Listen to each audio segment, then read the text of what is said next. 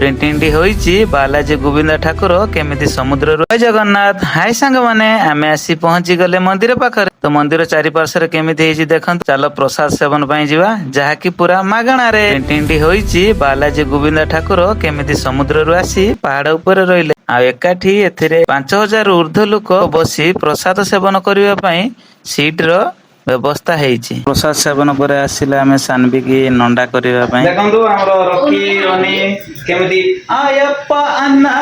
Dress ପିନ୍ଧିକି ଦେଖନ୍ତୁ କେମିତି ଲାଗୁଛନ୍ତି। ଧରନ୍ତୁ ସାର୍, କ୍ୟାମେରାଟା ଧରନ୍ତୁ। ହଁ ବାସ୍ ବାସ୍। ତ ଆମେ ଦେଖନ୍ତୁ ଆସି ଆନ୍ଧ୍ରାରେ ରାଜ କରୁଛେ। ମୁଁ ମୋର 2 ଜଣ ପୁତ୍ର ନୁହେଁ, ମୋର 2ଟା ବଡ଼ିଗାର୍ଡ।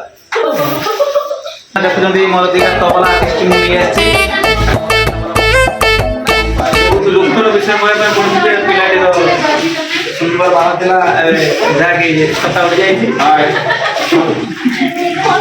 ଏଇ ପିଲାମାନେ ସବୁ ନଣ୍ଡା ହେଇଛନ୍ତି। ତ ବସିଛନ୍ତି ଆଉ ତୁଳସୀ ଗଣନାଟ୍ୟର ମହା ଖଳନାୟକ ଏ ଭାଇଙ୍କୁ ଦେଖୁଥିବେ, ପିଙ୍କ କଲର। ହ୍ୟାଲୋ ହାଇ କରିଦିଅନ୍ତୁ। ଆସ ଆସ ଆସ ଆସ।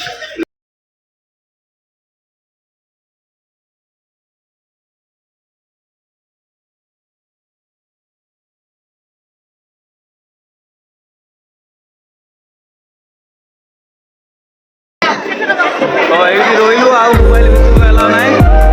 ଗୋବିନ୍ଦା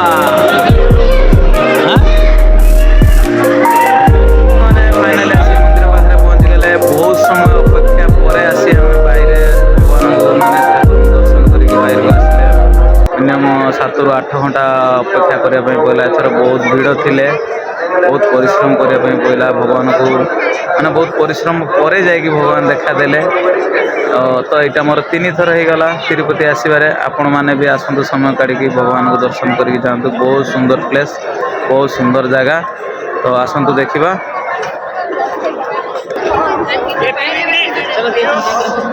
ଭିତରକୁ ପ୍ରଭୁ ରହୁଛନ୍ତି ଶ୍ରୀ ବାଲାଜୀ, ମାନେ ଗୋବିନ୍ଦା ଯେଉଁ କହୁଛନ୍ତି, ତିରୁପତି ବାଲାଜୀ ଗୋବିନ୍ଦା।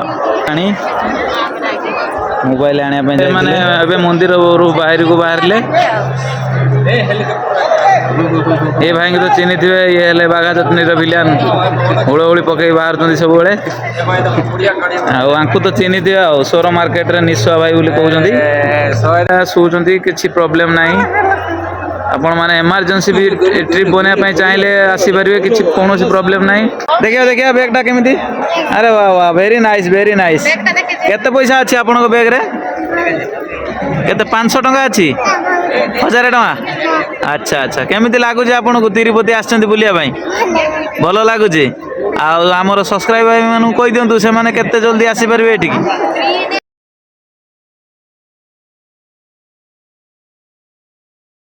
ହାଇ ସାଙ୍ଗମାନେ, ଦେଖିପାରୁଥିବେ ଆମେ ବର୍ତ୍ତମାନ ପାଇଁ ସମୟ 1:05 ହେଲାଣି। ଆଉ ଆମେ ଏବେ ରୁମ୍କୁ ଯାଉଛେ, ଆଉ ପୁଣି ଦେଖା ହବ କାଲି ସକାଳେ। ଆଉ ରହିଲୁ ଆଉ। जब तुझसे न सुलझे तेरे उलझे हुए ଜୟ धंधे, ଜଗନ୍ନାଥ। तो भगवान के इंसाफ पे सब छोड़ दे।